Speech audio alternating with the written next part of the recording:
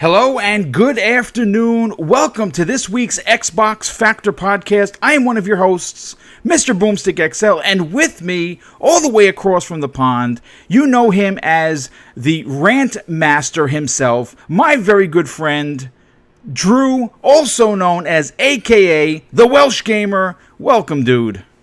No, I appreciate it, Boom. Appreciate it big time. How is it going, everybody? We have a few people in the chat already.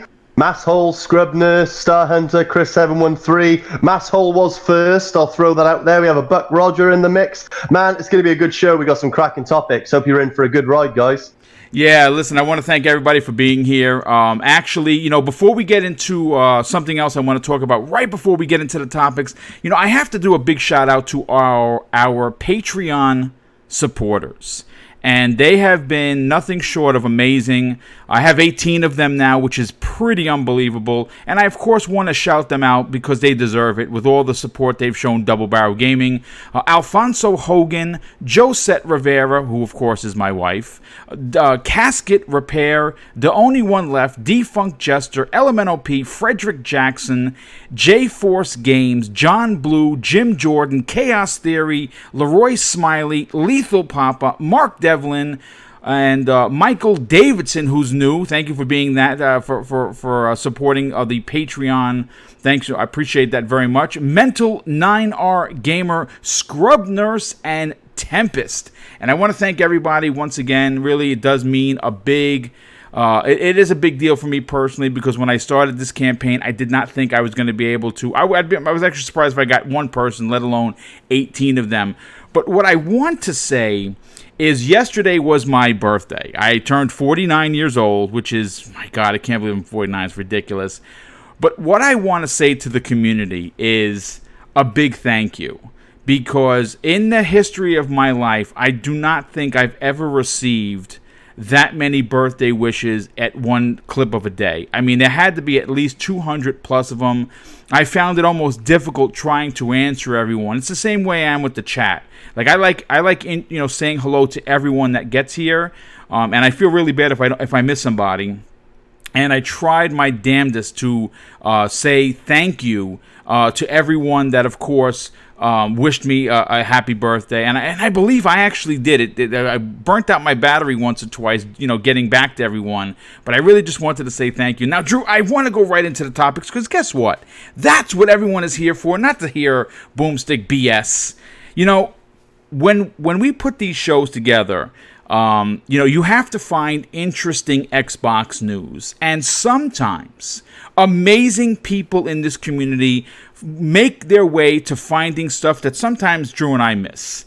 And in an article that was brought to my attention by Dude Ralph of Twitter, he sent me an article talking about how Playground Games has spoken about development crunch, which obviously is a big thing in 2019. In the beginning of the year, obviously, Jason Schreier was breaking stories left and right about, the Anthem developers crying in corners and hiding under tables. And developer crunch apparently is a thing.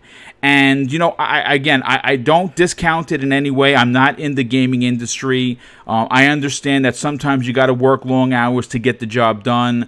And I can't, I can't one for one understand what a developer has to, considers crunch. I know sometimes that's 12-hour days, 14-hour days, 18-hour days to get the product done because release dates, obviously when you talk about release dates for a product, you talk about investors. You talk about, consumer confidence. You talk about, a backer confidence. And it all kind of just rolls downhill. Well, in an article that was, again, brought to me by Dude Ralph, GameIndustry.biz, which is an excellent place, a source of news, was talking about Playground Games and basically saying that they're rather busy at the moment, and the Leamington-based developer is hard at work at an unannounced action RPG widely rumored to be the revival of the Fable franchise, and currently it's still recruiting for its second studio dedicated to this project. And work has inevitably begun on the next entry, of course, of the Forza Horizon series. Now, we know that that's not coming next year. More than likely, it's going to be, of course, Forza Motorsport 8. But, Drew, they had some pretty interesting things to say when talking about crunch. And I kind of just want to read that before I get your opinion on it. They had to say this: it's just learning a different rhythm of working for a team and learning to balance competing priorities in a much shorter time frame than you ever do when you develop a game over 1 or 2 years or more. You can actually see the impact on that game as it is now, which I think is really different from the game that we ship. There are tons of content in it. We've made big changes to the online game, and that's all because of that live service program. Having a live team who are dedicated to improving the expanding game priorities and keeping the constant dialogue with the fan base. Crunch for us is something that we work very hard to remove completely. And this is coming from studio director Gavin Rayburn, who actually said this to GameIndustry.biz while being interviewed. It's not something we see as having a place in modern development. We work very hard to minimize it or remove it completely. Now, Drew, this is great to hear. And the one positive thing that you constantly hear about working for Microsoft is how crunch is not an issue, and how working for Microsoft and their first party developers seem to be a thing that people look forward to. They enjoy it. What are your thoughts on this, dude? My thoughts are quite simple, and frankly, one of the quotes that comes to mind especially is the bit when this Gavin Rayburn said, "It's not something we see as having a place in modern development." That stands out for me because when it comes to games, right, and the development side of it, a lot of people in the gaming space, in this community that we know and love, Boom, as much as they like to say they're gamers and they love the industry, they probably, if they really, were to be honest, don't know a whole lot about what goes on behind closed doors.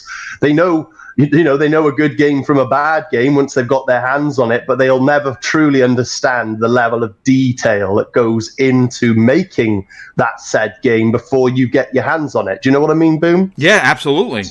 So when it comes to the crunch time and narrow windows, trying to meet a deadline, if some games are lagging behind in its development, and and there's been plenty of cases, just look at Scalebound and stuff like that, and those games had to be cut, unfortunately. But for him to say it's not something we see as having a place in modern development, I think a positive outlook on it, because you're always going to have deadlines. Making a game is no easy feat. And the fact that they have, acknowledged that when it comes to be, mingling with a new team, partnering up with other developers, and obviously being under the umbrella of Xbox, there are going to be big changes.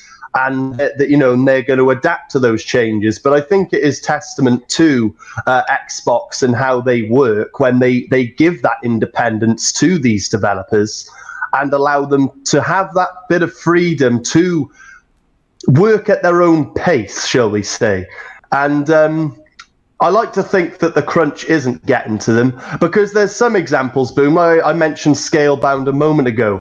That game, that developer, the Platinum Games, were just spinning their wheels. They were ordering pizzas with the money they were given. they weren't Xbox gave them a sum to go towards this game, and they were using that money to fund other projects. Probably just sending an invoice over to Phil and team once in a blue moon, saying, "Yeah, this is where we are. This is how far we are," just to keep keep the shepherd happy.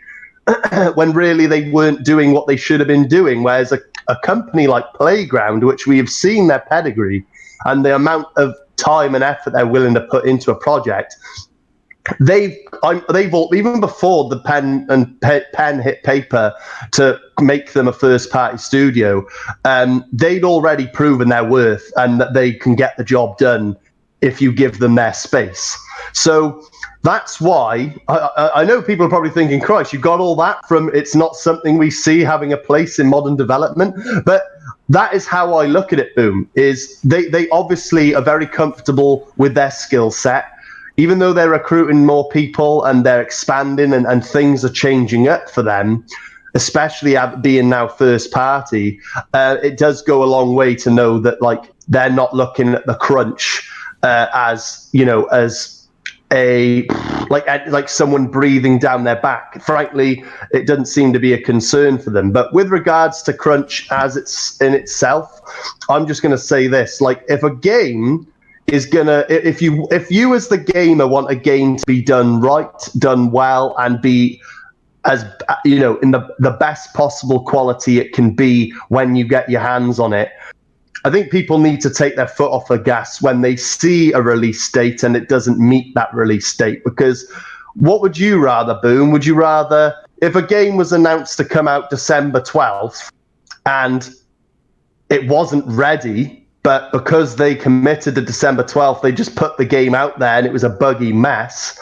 Or would you rather them delay it a month or two, and when the game comes out February the following year, the game isn't a buggy mess, it's a masterpiece, it's an absolute perfect game, and there's and it's fully polished? Like, out of those two scenarios, what would you prefer?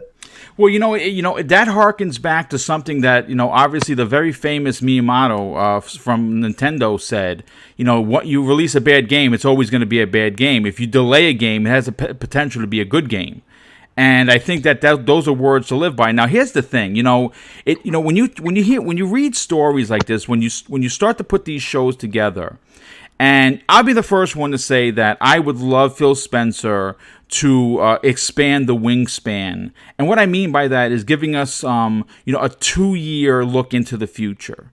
And when you see stories like this, where this is not the first time a Microsoft first-party studio talked about crunch not being necessary in development as we know it today. Several others have. So what it seems like to me is that the developer crunch, we've heard some horror stories. Jason Schreier, regardless of what people think of him, I'm not a big fan of the guy, but that's irrelevant. He broke some pretty good stories. Now, whether or not they were all 100% true, because you got to remember, when he breaks these stories, he's always name-dropping former employees or people that used to be with the company. And we know that as someone that leaves a company, you're probably, if you're being forced to leave, you're leaving because you have a problem with them, you're probably not going to talk nice.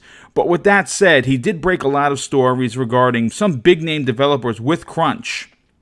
And I believe even Naughty Dog was spoken about in a story by him, And when you talk about the Microsoft first-party studios, you're not getting that. And apparently there is an arching way of developing games at Microsoft that apparently is attracting tremendous amounts of talent. Because if there was a problem at Microsoft within those 15, now that they own 15 first-party studios, Drew, do you think that they would be getting so much big name talent? Oh no! Well, it must be a huge. Just think about it. Like take any other job in the world. Say you're a bricklayer by trade or a carpenter, and what would you rather? Yeah. Would you rather work on a big construction site with 10 managers in suit and ties with their bloody clipboards, watching every brick you lay, whipping you on the back every time you stop to breathe? Or would you rather work for a small business that's like, we get the job done in our own time? Take your time. Don't worry. As long as it looks good, we get paid at the end of the week. Like that kind of attitude. Like it's far more appealing for someone of a profession, whether it be bloody a chef or a game developer or a carpenter, you name it. It's pretty much like common sense when you say boom. Like I know, right? I don't own my own business. I've never owned a business. I might own a business one day, but I can tell you this much, boom. If I ever own my own business and have employees under me, I will never make them feel like they're under me. And I'll never make them feel like they're grinding for me. I will always try and make them feel like their job is somewhere they can go to just earn their bread and hopefully have a good time doing it. Because in my experience, as someone who's had jobs, I've had multiple jobs. I'm only 26 and I've probably had 50 jobs. And most of them I leave because they're assholes. Yeah, that's true. But the handful that I've stuck at for like long periods is because it's just a relaxing atmosphere. And it's just a lot better that way. Like, like if you can make your workforce feel comfortable, mark my words, they'll be more productive.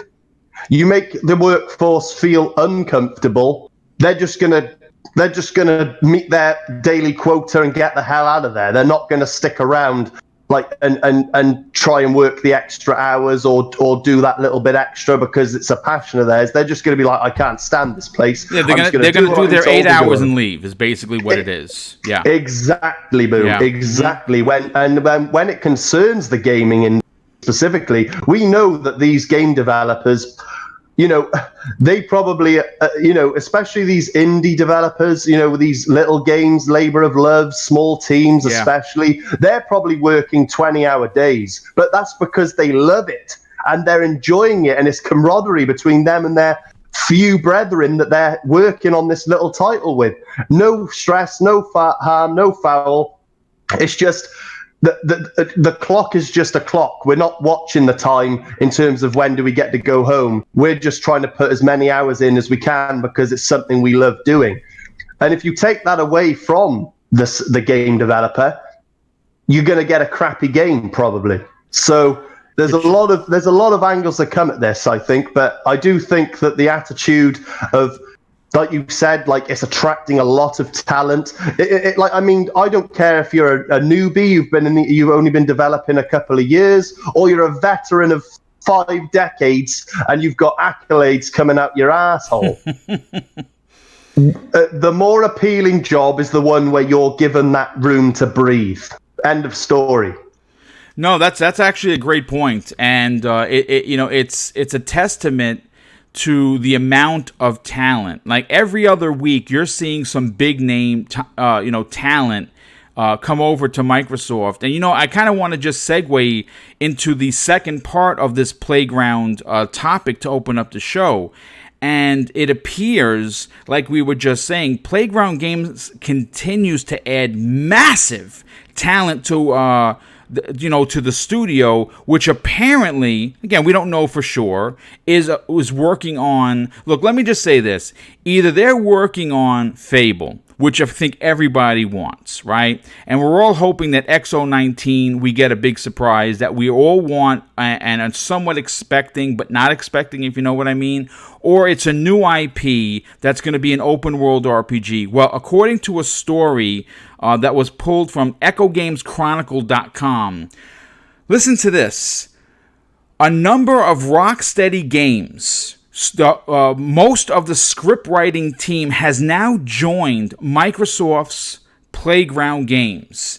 And apparently, according to the article, and I think we talked about this earlier, Playground Games is staffing up for a new action RPG title, and they're saying that it's understood to be the reboot of the Xbox fan favorite Fable. And following a recent hire, listen to this. This is where it gets interesting. Most of the Batman Arkham Knight scriptwriting team have now moved over to work for Microsoft and Playground Games. Now, let me tell you something, Drew. When you say this may be so-so news, right? Or the haters or the gamers looking to kick Microsoft in the ribs when they're down, they'll say this is just another Wednesday, right? Another Thursday. What's the big deal? Well, I say that the more big talent that's coming over from development houses like Rocksteady, Rockstar Games, Naughty Dog, Bethesda, Insomniac Games, the better. And Microsoft has even gotten new talent from as far all the way from Nintendo themselves with the hiring of Damon Baker, who is now the head of portfolio for Xbox. Drew, this is very exciting. What are your thoughts on this? Man, it just... this is the thing, right? I can already... a percentage of people who read that and just go, well, like you so, like... whatever, it's just another day in the office. Like Microsoft have money, they can do that. It doesn't mean anything, this, that, and the other. And it's like, sometimes money doesn't speak. A lot of the time it does, but like we just discussed, like a lot of these people, I've said this before, Boom, when we discussed the initiative. Obviously right now we're discussing Playground, but Christ, Playground are no joke neither. They're a big, aspiring developer who are looking to be the best in the world. So at this point, when you've got people, like you said, from Rocksteady, Rockstar, Naughty Dog, Bethesda, Insomniac Games, and most likely more that we haven't listed, leaving their established positions to work on whatever this is for, under Microsoft and Xbox, something must be passed around like a note under the desk that this is the place this is where you want to be. Like if you're in this industry, if you are an established developer and you've got talent, you know what you're doing, get your ass over to Xbox for a job, because that's the place to work. It's pretty phenomenal, man. And you can already imagine now there's people going, oh, it's not that big of a that and the other. They don't need all that talent. But I say this to you, Boom. It'd be like the Justice League sitting at the round table before they go to a mission, and then like man turns up with his coffee and whatever, and they're just like, "Oh, Batman, we don't need you, man. It's all right. We don't need you." Like, obviously, if you want as many heroes at the table as possible. You don't want to, Christ. Like, literally, it's like the Avengers and just telling Thor, like, don't worry, you can go back to Asgard. We don't need you to save the world. It's just like, no, like I say, more the frickin' merrier. Like, why the hell not? I know there's that saying that too many cooks can spoil the broth, but this just says to me that it's a multitude of projects that they're working on other things in the background, and the more top minds in this, like Batman, Arkham Knight, the Arkham games, like they are no pushovers. Boom, those games alone hold such a high caliber in terms of milestones for gaming, and they've gotten the scriptwriter for those games over working with Playground. Like, that's just amazing to me. And then it's not even just Playground. You've got this happening over with the Initiative. What the hell are they working with the Initiative? It's just outstanding, Boom. Like, I'm sure some people will pull negatives from this. We've come to know that since the beginning of this generation, but this is nothing but good news, man. And I just say big ups to Xbox for obviously whatever, behind closed doors, whatever they're saying and whatever they're doing when they're recruiting and putting the word out that they're looking for talent, they're obviously doing something right. Because like I said to you before, like a happy workforce is a productive workforce. And obviously these people want to get on board with whatever these guys are working on. And assuming it is Fable, Fable was, in my opinion, a fantastic game when it was just under the talented guys over at Lionhead Studios. Imagine what a Fable, a modern a new era of Fable would look like under the hands of Rocksteady, Rockstar, Naughty Dog, Bethesda, and Insomniac Games. Like all of them putting their heads together with the people from those respected companies under Playground, which is a British developer. Man, it's crazy. Like literally, that's mate. That's like getting Beyonce, Jennifer Aniston, Gemma Arterton, and Halle Berry to have a foursome, and they'll spit out the most beautiful baby you'll ever see in your life. It's like, honestly, mate, it's crazy. We have Saltiest Gaming in the chat. What's happening, my brother? Oh man, I tell you what, though, Boom, this is nothing but good news. If I see anyone in the Twitter feeds or whatnot pulling a negative from this, it'll probably be the first time I hit that block button, because news like this should be applauded, not taken away. Absolutely, dude. Are you kidding? First of all, if you're a basketball fan and you remember first of all, before I forget, I have to thank someone with an outstanding and very generous $5 super chat, Cedric H. in the chat, dude. Thanks for being here, and also thanks for your generosity. It is greatly appreciated. But, if you're a basketball fan and you remember during the Olympics, the Dream Team, right? Now, I don't think they lost a game. I mean, they literally ran through the Olympics, and they should have been given gold, silver, and bronze. You know what I'm saying? For the romping that they did in their run. And when you see the amount of talent that's coming over to not just the initiative, not just other first parties. I'm just talking about the filling the ranks of the 15 first party studios. You have to be excited as an Xbox fan. I'm sorry, there's no other way to kind of cut that. I mean, I understand people want games and they want them now. Well, we have Gears 5. We've been ranting and raving for weeks. Gears 5 is still amazing. It's doing very well. People are still playing it. It's probably going to be it could potentially be Game of the Year in many people's lists. The media has they love the game. They're still playing the game. Who's to say? 2020 is coming. We know we have a new Halo coming. We know we have a bunch of other first-party games coming. We know we have some surprises coming. So it's a very exciting time to be an Xbox fan. But keeping with Microsoft being aggressive, I kind of want to continue with the segue. Can I just say one thing before you segue? Sure. What's pretty amazing as well, in my opinion, is we're discussing obviously the talent from Rocksteady, Rockstar, Naughty Dog. So you name it.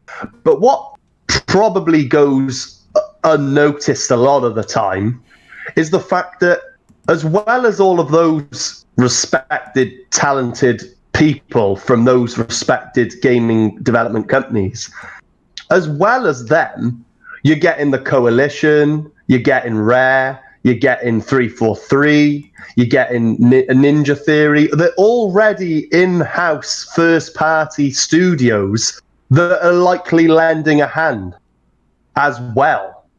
Because, as we've discussed before, it's a network, it's a brotherhood, it's certainly some camaraderie between the first-party studios. So for a fact that while these amazing, talented people from all these companies are jumping in and weighing in on what they're going to do with Playground's new game or the Initiative's new game or what have you, for a fact that Rod Ferguson from Coalition is probably lending a hand.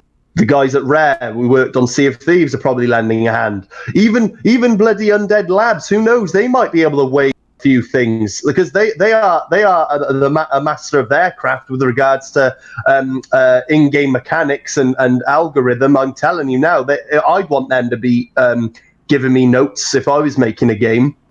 People look at State of Decay and go, it's a buggy mess. Christ, it is one of the most complex games out there. And then 343 with Halo, like how they can immerse you in some big world and stuff. Like, why wouldn't you ask for help from people like that? But things like that would probably go unnoticed because they're already companies that are well established under Microsoft. But mark my words, they're helping too. So, man, games like this, like whatever this RPG title is by Playground, they've got a lot of very, very talented people inside and out weighing in, and that's just one title we're talking about, Boom. We know there's several more across multiple developers within Microsoft's headquarters, and hell, I'll say it one more time, backing up what you just said.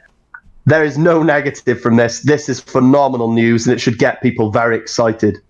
Yeah, well, real quick, I just have to address the chat because people are saying that we're getting skipped frames and buffering. Listen, folks, I'm running this off of OBS. I've made all the changes you could possibly imagine, and this has got to be coming from YouTube because I've gotten a few error messages, and I do apologize for the audio drop off. I don't know exactly what is happening. But it has to do, I believe it has to do with YouTube themselves. And again, this is a problem that many streamers like myself are unfortunately having because we don't have Google Hangouts and we are subjected to use OBS Streamlabs as well as, of course, Discord, and it sucks. And I don't have another solution, unfortunately, unless I'm able to find a third party. But we're going to continue. Well, I have some good news, though, Boom. When I used to use OBS for the Dragon and for the Welsh, while I was doing the show, it would sometimes buffer and stop and start and whatnot because of OBS. But it always seemed to iron itself out post-show. So people who either watch this back or don't catch us live and watch it on demand, I'm 90%, 95% sure that those little skips and ifs and buts will not be there, if that makes sense. Yeah, I'm pretty sure that's also going to happen. But listen, we're just going to continue. Yeah, see people saying it's really bad. I don't know, guys. I'm sorry. We're just going to continue the show, and if it's really that bad, I mean, people are dropping off. We're just going to have to, watch it on the replay because I know that the actual recorded audio is perfect. But let's continue because I want to segue into keeping with Microsoft being aggressive, Drew. They're making some personnel changes to help better the platform, and a new report has just surfaced. And it certainly looks like the ideology on how Phil Spencer and company will be doing business moving forward is seriously changing. And in an article that I pulled from Generation Xbox, they are saying that Xbox has signed the head of agreements with second and third party from the PlayStation. And her name is Annette Gonzalez, who was leaving PlayStation this week, and she signed immediately with Microsoft, and she was responsible for two very big games, Insomniac's Spider-Man and Kojima Productions' Death Stranding. And she has just arrived at Microsoft, and obviously it seems as if it's a proven fact that while she was there for 6 years at PlayStation, she was responsible for making some really big second and third party deals. And now she joins an Xbox team as head of strategic agreements. And she actually just started at Redmond this week. Now, this is a huge hire and should really calm the fear-mongering that has plagued this community for quite some time, Drew.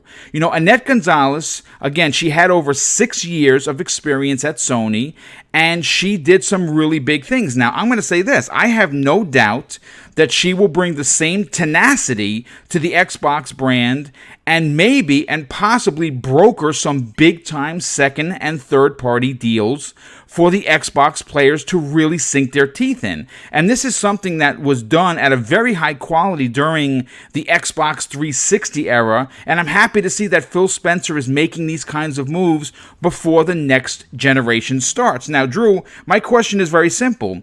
What are your thoughts on the big hire, and how do you think it will affect the Xbox brand moving forward? I have two things to say. One, Heated Heavy 505 in the chat said that if you rewind the podcast about 30 to 60 seconds, it works fine. It's YouTube. Yes. So it's not your stream, Boom. It is, in fact, YouTube that's obviously struggling. YouTube's a bastard. But anyway, on to the topic itself. Thanks for throwing that tip out there, though, Heated Heavy. That I'm sure a lot of people appreciate that, dude. As for the topic, though, Boom, what have we always said about Xbox? Well, as long as we've known each other, that is. Like, we've always said that, like, in terms of games, tick. You know, like what they do produce, while they haven't produced a great deal over the years, like as much as they probably could have or should have until now with all these acquisitions, you know, we can still say that they produce quality titles. You know, when it comes to their hardware, the hardware Xbox One X is a marvel, an absolute marvel, a masterpiece in modern engineering if you are a console fan. Obviously, you'll have PC gamers who'll be like, yeah, but my PC runs at 500 frames. It's like, yeah, that's cool and all, but I'm a console gamer, so shut up. But what is the third thing? And I've said it before, like, if you are a console manufacturer and you want to compete in today's gaming climate, you need three things: good hardware, a good lineup of games, and good marketing. Oh my god! Can you hear that dog in the background? Yeah, unfortunately we can. Fucking hell. But yeah. So we've always said that the marketing could do a better job. Like, you know, like and when I see a hiring like this, I can't help but say that this can only boost the marketing momentum even more, because like Aaron Greenberg, he seems like a sound dude. I'm sure the marketing team have put things in place to improve over the you know, the next few years, and going in the next generation, they definitely have to. As like we've said before, PlayStation have rode the wave this gen because of their stellar marketing skills. There's no taking that away from them. So when I see a woman by the name of Annette Gonzalez, who worked for Sony for 6 years and was responsible for some of the biggest signings in this generation to date, now going to be working alongside the marketing team with Xbox, that fills me with a lot of hope, Boom, because Xbox could use all the promotion it can get, because I'm sorry, when I don't care if I sound like a fan. As a gamer, yes, by sheer circumstance, I wave the green flag now. But there was a time I waved the red flag, Nintendo. There was a time I waved the blue flag. I was a big PlayStation fan, Boom. The only reason I wave the green flag now is because, in my humble opinion, it is my opinion, Xbox provides the best gaming experience across the board for me. Now, that might not be for you or for him or for her, but that is how I feel about the brand.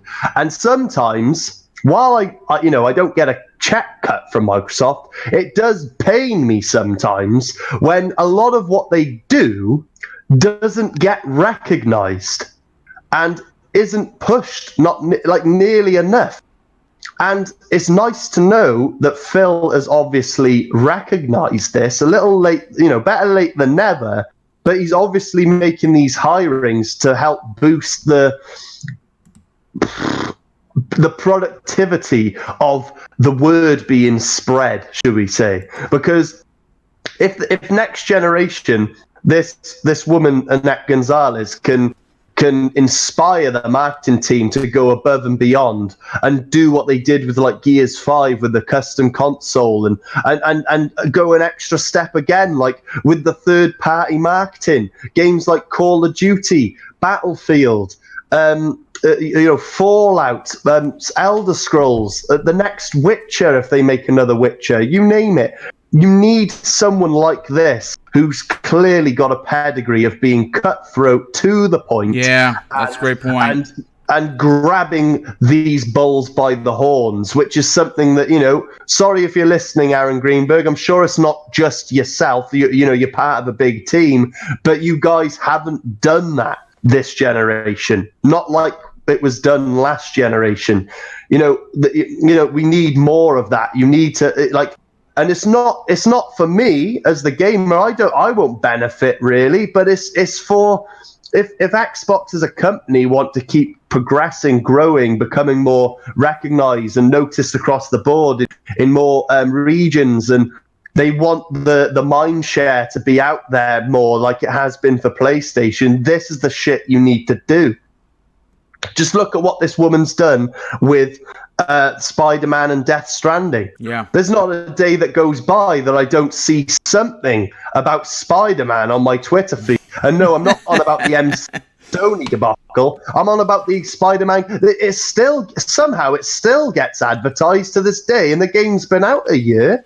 And Death Stranding, yes, it's not out yet, but you'd think it was Game of the Year already. The way that, but you can't fault them. It's just consistent pushing of a title that she's paved the way for that before leaving.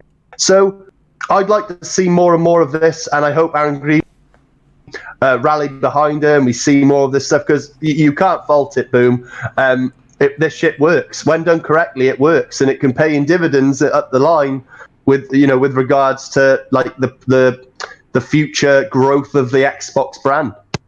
No, absolutely. Real quick, Scrub Nurse with the outstanding and very generous $2 super chat. He says, if you listen on a 15-second delay, it sounds perfect. Yeah, it's again. I apologize for the choppiness, but I am literally handcuffed here, folks. But I do want to continue talking about Xbox, because that's what everyone here shows up, and we had over 100 people watching, and I do appreciate everyone dealing with the shenanigans that YouTube has provided its paying fan base, because they're doing a real crummy job, and this is typical Google at their finest. But getting back to what you were saying, I think that when you with Phil Spencer, a lot of people do not like the moves he makes up front. Like he makes smaller moves and they seem like they make no sense. And I've said this before, Phil Spencer plays the long game. He's playing chess and he's 5 moves ahead of everybody. And people don't understand that because people want results. And to Sony's credit, they have had a tremendous amount of success. There's no denying it. And people want Xbox to have that success. And unfortunately, they started out very slow, and they kind of shot themselves in the foot, in the beginning of this generation. And in 2017, and I really get tired of saying it, Phil turned the ship around, but this is a big ship. And, a lot of the problems that were there have been relieved. But, everybody wants games now. Unfortunately, you have to wait for the games to be made. That's the problem. People do not want to wait for the stuff. They want it right now. And listen, I'm right there with you. I'm not going to sit here and make excuses and say, I want more, first party quality games like Gears. Well, of course we do. But they're going to come. And unfortunately, this generation has been lost. It is almost over, Drew. And 2020 starts anew. And when 2020 happens, there's going to be, everyone starts at zero. I understand that people are like, well, the fan base. Yeah, the fan base is going to go out and buy the console, or they're not. And if you're excited at what Microsoft is going to be doing in the future, and you're an Xbox fan now, you're probably going to buy the new Xbox. Like a person like myself who proudly supports all 3 is probably going to buy all 3 new consoles. When Nintendo eventually releases a Switch Pro, I'll get that. When the PS5 comes out, I'll get that. When the Scarlet comes out, I'll get that. But for keeping with Xbox, I just like what they're doing, Drew. I like that they're signing these different people to fill positions that they had shortcomings for. This woman it was responsible for heading off second and third party deals, right? And the guy from Nintendo is now head of portfolio, making sure that the Xbox portfolio stays strong, right? So I mean, again, if you don't like Xbox, then this news is kind of like the Charlie Brown teacher to you, right? You're hearing womp womp womp womp womp, and you don't care. And if you don't care, well, number one, this show probably isn't for you, because this is a show that cares. And 2, why are you listening if you don't care about Xbox? You know what I'm saying? No, it's true. No, Shizno Elite just made a good point. Why? Yeah, you're just passing misery around. Couldn't more. Like, it's very, very true. And this is what's quite remarkable about the topic, Boom. what I really do enjoy seeing from a gamer's perspective is the fact that Xbox over the years, since Phil took over, and like we've said, you can't move a massive cruise liner on a sixpence. It takes a while to turn. You can't, a big ship takes a while to turn. So he's put a lot of things in place. And when, since the beginning, Boom, there's been so many narratives. Xbox has weak hardware. As a result, you've got the Xbox One X. Xbox hasn't got any games. As a result, you've got all these acquisitions. And, something that me and you have touted plenty of times, Martin, they've got ears, they've got eyes, they've seen the tweets, they've heard the rant. They're not stupid. They can't be deaf to it. So what have they done? They're putting something in motion to hopefully eradicate that. So, bravo. I mean, what more can you say? You could argue a little later than never. It's not really important right now. What's important is that a game like Gears 5 and Outer Worlds and what have you is going to close this generation off with a bang. We got XO19, another E3, just to give the leg up, provide a roadmap for what we can expect in the next 3 to 4 years.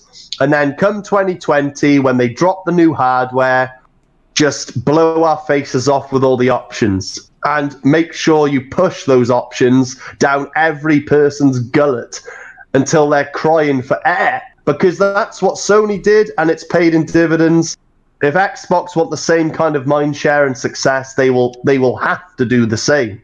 And it seems recruiting this woman, Annette Gonzalez, I'm struggling to say that, it is a very, very, very productive move for that to happen.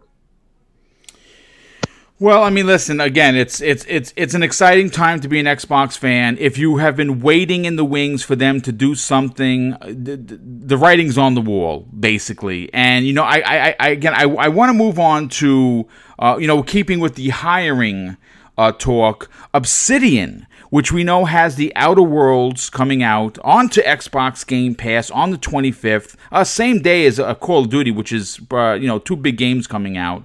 But, they are hiring, Drew, for a new RPG featuring exceptional first-person melee combat and multiplayer that will release as an Xbox exclusive. Now, more than likely, it's going to be out on the Scarlet. Now, whether or not that's going to be played on the X and the earlier systems, we don't know. More than likely, it's going to be available on everything. But Drew, the pattern for today's rocking Xbox Factor podcast is one I've been waiting to talk about for a long time. And, the listeners may ask you, well, exactly what is that? And I'm very happy to report it's all about newly acquired first-party developers and the moves that they're making. And again, these topics, we come up with, and I consider them original created topics because not everyone is talking about them. And you know what? Some of the information may be boring. It's certainly not boring to me, and I don't think it's actually boring for anyone that's interested in the future of the Xbox. But Drew, according to this report, last week Obsidian posted 11 job ads on LinkedIn, which provided a picture of what kind of game it will be. The studio described it as a world-class RPG made in using the Unreal Engine 4, just like the Outer Worlds. But the most interesting thing about it is the multiplayer. And Obsidian is looking for a network programmer and even a gameplay programmer position that has multiplayer game development experience listed as a plus. And the focus on first-person melee combat for the position of combat designer. Obsidian Entertainment is looking for a combat designer with proven experience developing first-person melee combat gameplay to join our team of talented developers.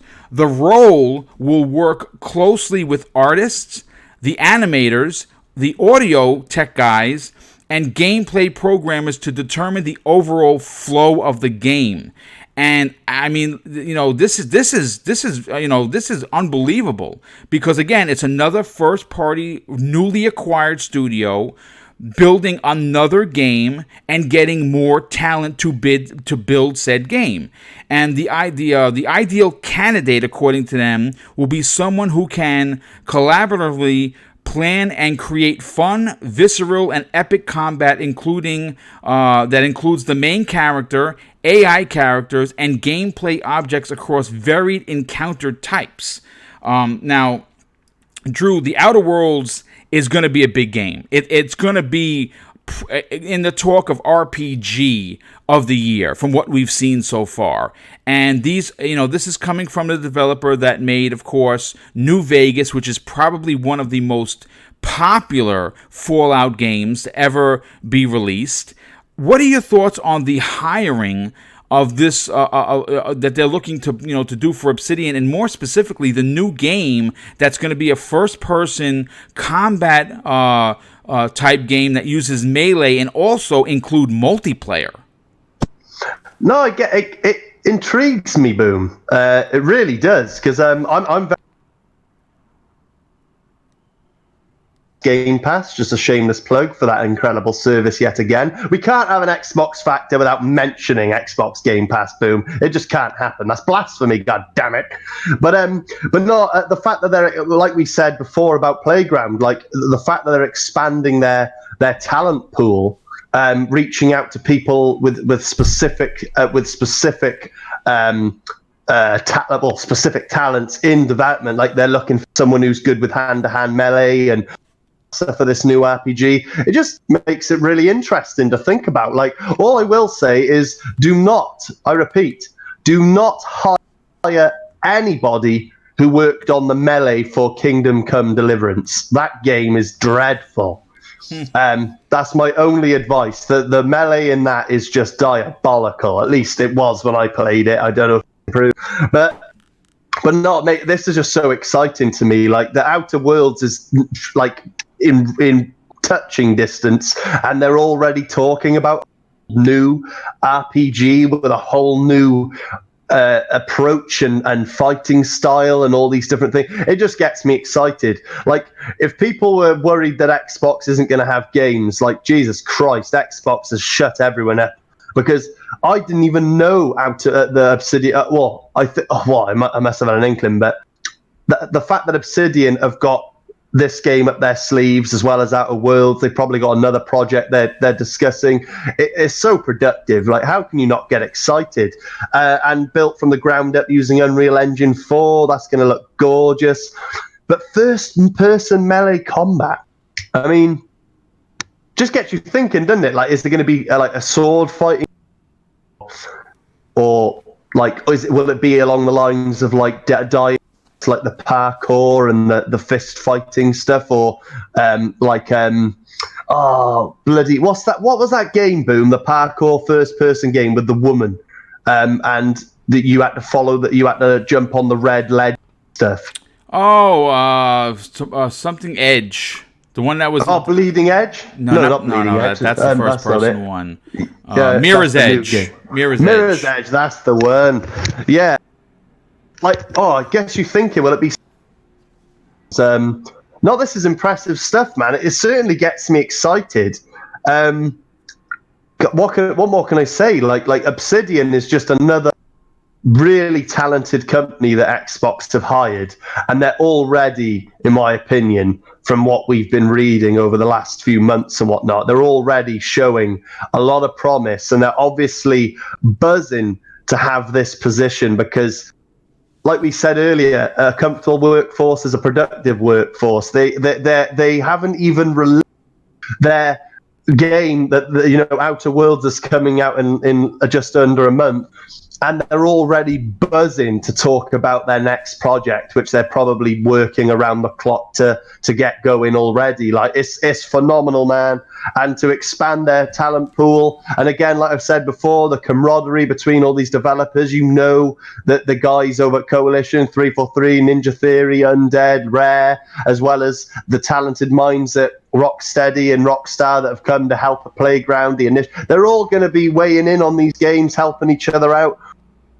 I can't wait to see what they produce, and I damn well can't wait to play Outer Worlds. That game looks phenomenal. Yeah, it's going to be a big game, and obviously, the one thing that a lot of people discount Obsidian is they have a lot of teams, and there's a very good potential that they could be working on 2 and 3 projects at a time. Now, some may be bigger than others, Drew, but at the same time, it appears from what we've heard from, again, this is, I don't have an insight, so I can't call Phil and be like, hey, Phil, how many studios do you have multiple projects going on? I'd love to be able to talk to the guy and ask questions like that. Unfortunately, I read the same articles that everyone does in this chat. And we've heard from different people within Microsoft and different articles that have been printed that just about every team is working on multiple projects. Now, again, they didn't specify the size, Drew, but when you say multiple projects, especially when you start talking about AAA teams, I'm sure they're not working on the next Tetris or some, mini game they're going to add to one of the big games. I'm excited every time I hear someone is hired at one of Microsoft's first-party studios. And, listen, folks, I'm going to say this. If you enjoy gaming, I think that you have a lot to look forward to with everything. Nintendo's been putting out 2019 for Nintendo's been amazing. 2019 for Sony, not so much, but Microsoft is in that same boat.